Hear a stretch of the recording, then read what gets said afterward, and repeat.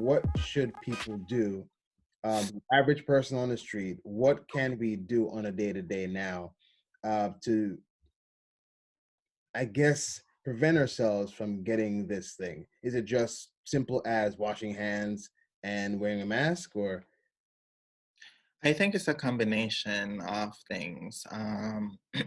If you know somewhat, well, first, before we get into the intervention, let's talk a little bit about the common sense of it. If you know someone who believe or suspect that that person might are might or is exhibiting symptoms of COVID-19. And again, every week there are different symptoms. That's the CDC say they're adding. Yeah. The latest that I know is the fever, not just the fever. That was the classic, the flu-like symptoms, the fever, the cough, and the fever could be higher, low grade, stuffy nose. If you're losing your senses of taste and smell, that's one of the big ones that a lot of people thought it was just allergies.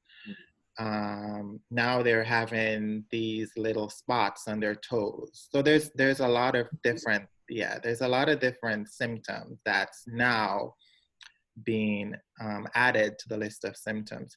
To answer your question, I think that the first thing that we have to do is practice common sense.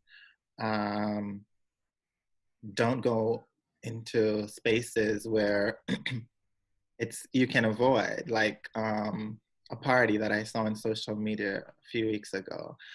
If you're out in the streets and if you absolutely have to go out, walk with your hand sanitizer, your mask, social distance, and it's just to be respectful of someone. This is the moment now where you have to be respectful of people's personal space and yours.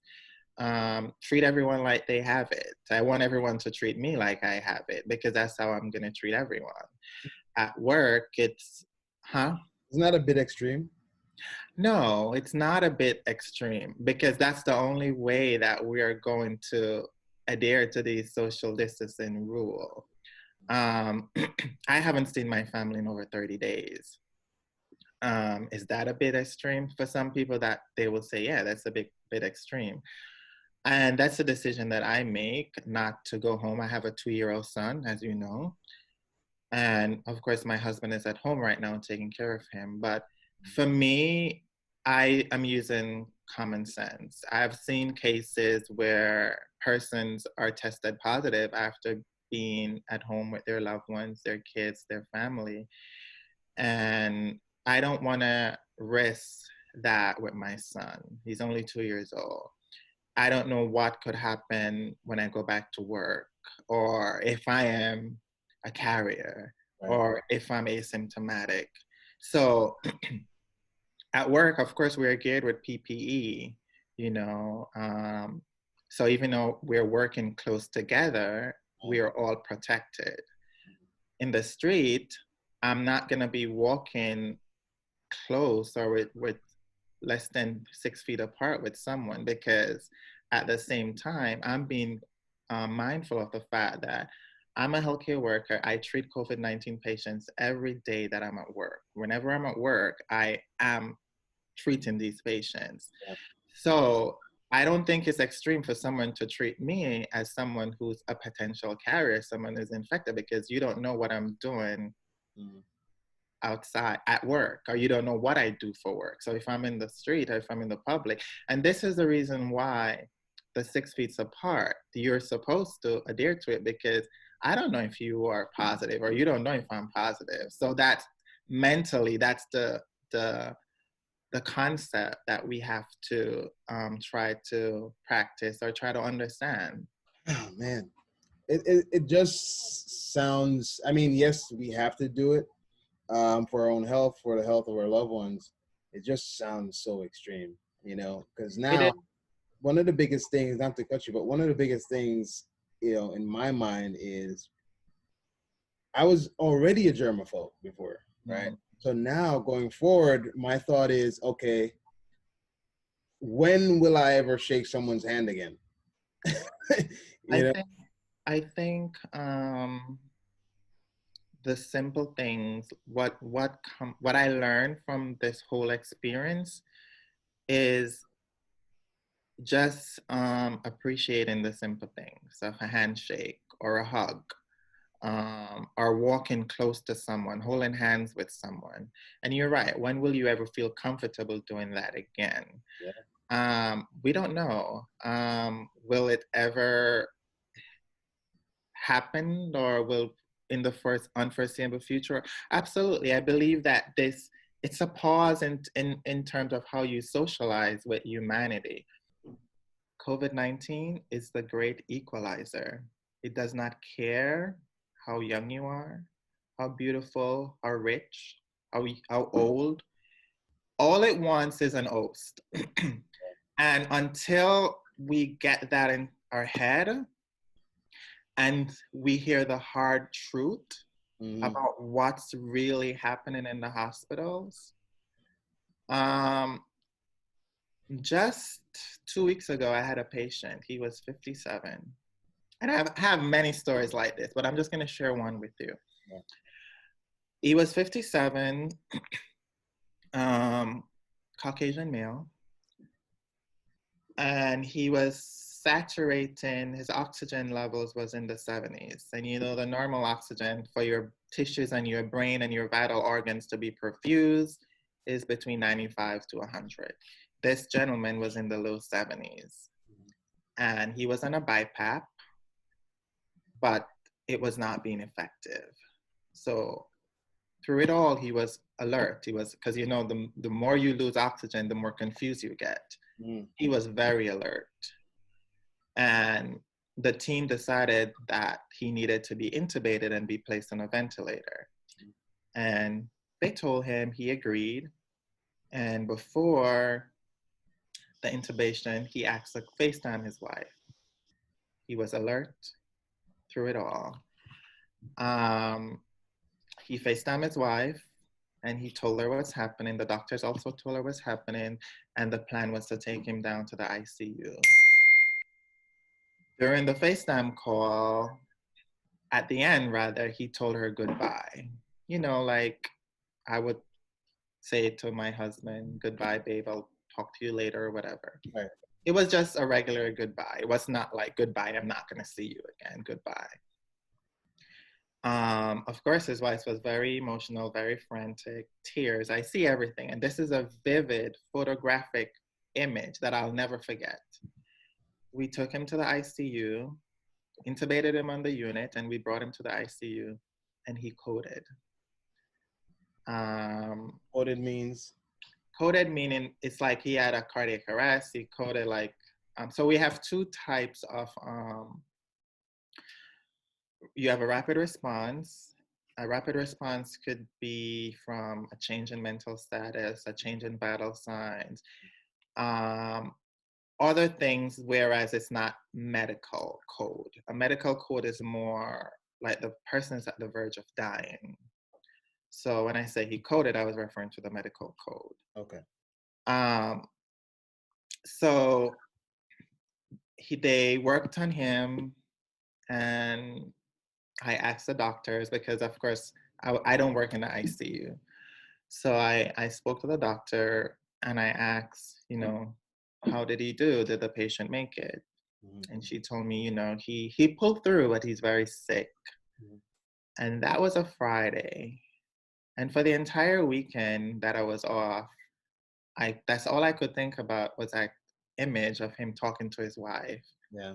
And now him coding in the ICU. The minute we brought him in the ICU and left, and I'm back in my unit, I heard the overhead announcement, the medical code. Yeah. And they announced his room number, which I know that's his room because we just put him in that room in the ICU. So I was thinking about him for the entire weekend, and praying for him, you know, and his wife, only to find out when I returned to work on Monday that he passed away. You know, so I'm just, and this gentleman had no underlying issue. He had no comorbidities, nothing. However, I just want to get this in people's head that this virus is very, very, very serious. Now they're doing trials of HIV antiviral medication. We've been doing that at our hospital as well. We're using the malaria medication, Plaquenil, and some other antiviral meds because they're now saying that this virus is mimicking the effects of HIV. It's affecting your kidneys, your liver. We have patients who had to be dialyzed, who never had any history of kidney disease or kidney issues. They're retaining a lot of fluids from all of this what's happening. So we may feel like we're invincible, but we never know what's going to happen when, God forbid, any one of us should get infected. So I just hope that persons would, just take this more serious. A friend of mine who was actually he's a lab tech, right? And we were talking recently, and he was saying to me that, he was wondering if some of the deaths that we're attributing to COVID, if it has anything to do with being on ventilators too long. That's a very debatable topic. From what I know about being on ventilators is several things. And one of the most important things that I'm gonna try to address is the fact that you're no longer controlling your own breathing. And pretty much you're relying on a machine. There are several things that can happen with persons being on a ventilator. From what I have seen so far, it's very difficult now. Before, with someone being on a ventilator, your chances of survival is probably 80-20, 80% chance of surviving versus 20 of, or the probability was much higher. I'm not gonna sit here and say, oh, ventilators are killing COVID patients, because we have had patients who were extubated and sent home. However, the probability of survival is lower now because of everything that's happening as it relates to this virus. If you're on it, if you're on the ventilator, if the probability is lower? I believe so now because of what's happening with the virus. My assistant manager was on a ventilator, and he passed away. Right. However, there are several patients who were intubated rather, and they survived. They got extubated and they're sent home. The first patient that I told you about, who spent 53 days in the hospital, he was on intubated on a ventilator. He got extubated, and of course he had some rehab in the hospital and what have you, and he was sent home. I think people are saying things to make themselves feel more comfortable and less scared of what's happening. And that's just human nature. This is our defense mechanism. Right. Oh, this person is on a ventilator, that's why they're dying. Or this person have asthma, that's why they're dying. This person have hypertension, that's why. We're saying these things because we are young and we're healthy and we have no underlying issues. So the chances of me being on a ventilator and surviving, it's 100% because I'm not ill. I don't have anything. Yeah. So you're gonna hear a lot of these stories. I am not a medical doctor, so I am not gonna say something that I don't know medically, but I just believe it's human nature for us to try to comfort ourselves. Maybe these individuals who are saying these things, that's just their way of coping. That's their way of staying afloat. But again, I've seen cases where persons who are intubated got extubated and survived. Okay, And so on that issue, final question here before we go to that video, if I can. What's going on with your mental health? Because you're seeing a lot of this stuff on a day to day. Obviously, it's not easy. What are you doing to be able to deal with this?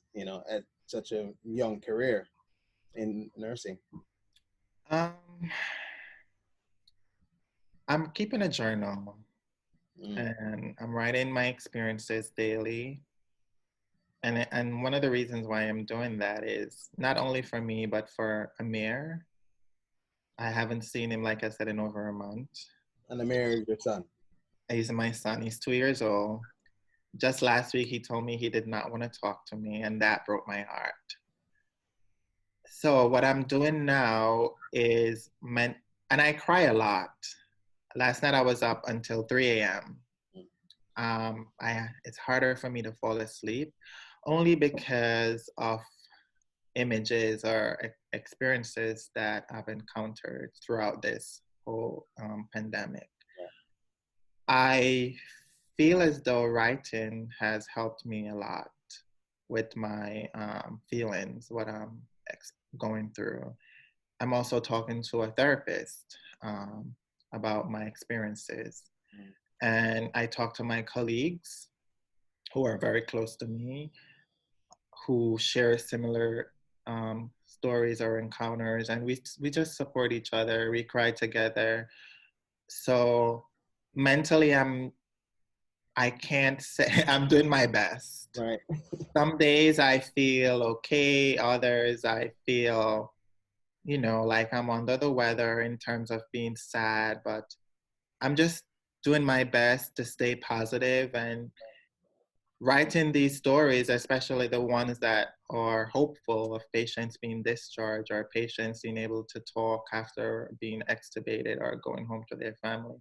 Those stories are what I try to share in social media most of the time, because doing that is me getting it out of my system, and getting it out there and just sharing at times makes it feel better. Okay.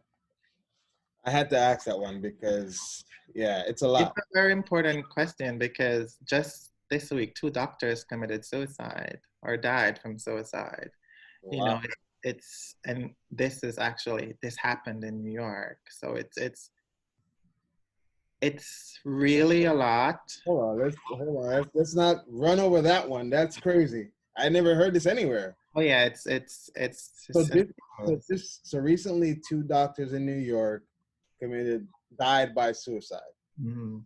I know one specifically worked at Weill Cornell. I don't know. I believe the other one is also from New York, because I read this a few days ago. Right. Yeah, but it's mentally it's a lot. I am preparing myself to when I go home. Right. It's not easy when you go at work and I can't explain it. I wish I could explain what's happening mentally a better way, but and one of the reasons why at times I get so angry when I see persons who are just out partying or doing this or doing that. And here we are. And you would probably say, oh yeah, but you chose that career. Absolutely. You do. I did. I did. But did anyone believe that healthcare would ever be like this? And you know what I'm grateful for is the simple fact that I can contribute and be a vessel, or be an agent of care for the I patients. appreciate your service for sure. Thank you. That's one of the things that kept me going. Having patients who can't see their loved ones, patients who are dying without their family members present. I try to step in, hold their hands, comfort them in their final moments. It's not easy. And those things, while you're doing those acts of service, when you leave work, it takes a toll on you. You know, I had one patient who died, and I just have to get up and keep moving on to the next. There's no break in between mentally to, it's difficult.